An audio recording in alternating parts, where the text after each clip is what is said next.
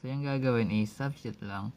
So dapat kasi kapag meron tayong angle na 45 degrees, diba? Dapat familiar tayo sa sa unit circle. Pero hindi mo pa na-gets yun, nandito yun. And ang remember guys, kung meron tayong 45 degrees, by the way, sa unit circle natin, meron tayo dito, makikita natin yun sa part Uy, may nag-send. Yun yun. Ano, thank you. Kung sino ka man, Gilbert.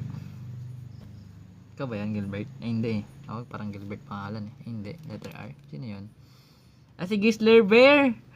Ikaw pala yung Gisler Bear Ay, thank you boy. Ikaw pala, kala ko Gilbert. Ay, thank you boy. Thank you. Ito na yan, pabiling ballpen. Ikaw pala yan. Yaman ko na. Dati para roast lang tayo Ay, thank you. So, meron tayong 45 degrees, diba dito yung parte. Then, ngayon, yung ordered pair nito is square root of 2 over 2. Tapos square root of 2 over 2. Parehas lang sila.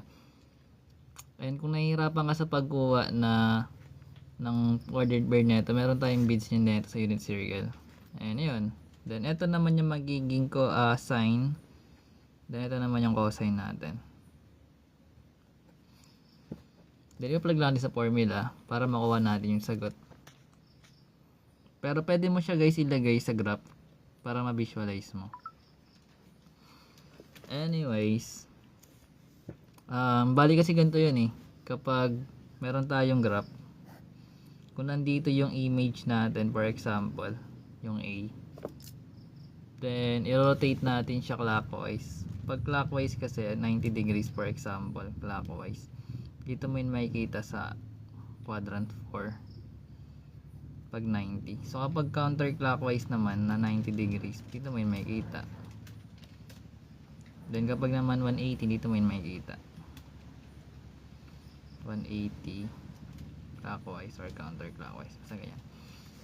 Ito kasi wala naman sa ganun na part kasi 45 degrees siya, diba?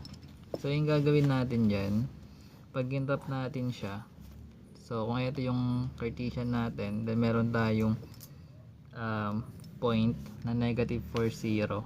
So saan ba natin makikita yun? Diba ang negative 4, 0 is dito natin makikita sa x-axis. And sabi, i-rotate daw siya 45 degrees counterclockwise. Kung ganito yung clockwise natin yung rotate, siyempre yung counterclockwise pabaliktad. Ganun. Diba? So ngayon kung dito, saan makikita yun? Di sa baba 45 degrees. Ito yan parte. Anyways, so bali ganun siya i-visualize. Ngayon, kung meron na tayong formula for that, makuha na natin yun kasi nakuha na natin yung ordered pair nila. Then, plug na lang natin dito. Gagamitan pa ba natin siya ng rules? Or wag na? Pwede na siya i-direct sub. So, pag dinirect sub natin yun guys, para makuha natin yung sa change of x natin. So, magkakaroon tayo ng x, which is yung, diba meron tayong ordered pair na negative 4 tsaka 0.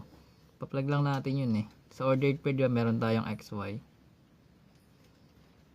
So, magkakaroon tayo ng x, which is negative 4. And alam natin na ang cosine natin na 45 degrees, that is square root of 2 over 2.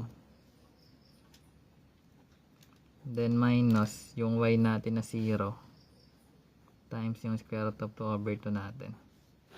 So, basically, itong kakalabasan lang naman nito is magiging, ma-simplify natin to itong dalawa.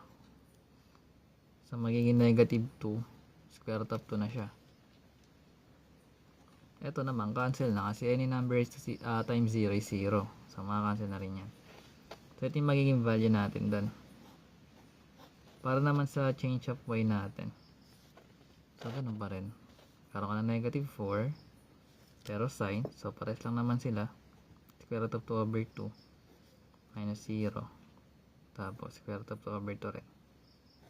So, magkakaroon tayo doon ng same process. Negative 2 square root of 2. So, bali ito yung magiging ordered pair. Which is negative 2 square root of 2. Yan. So, ganun siya ginagawa.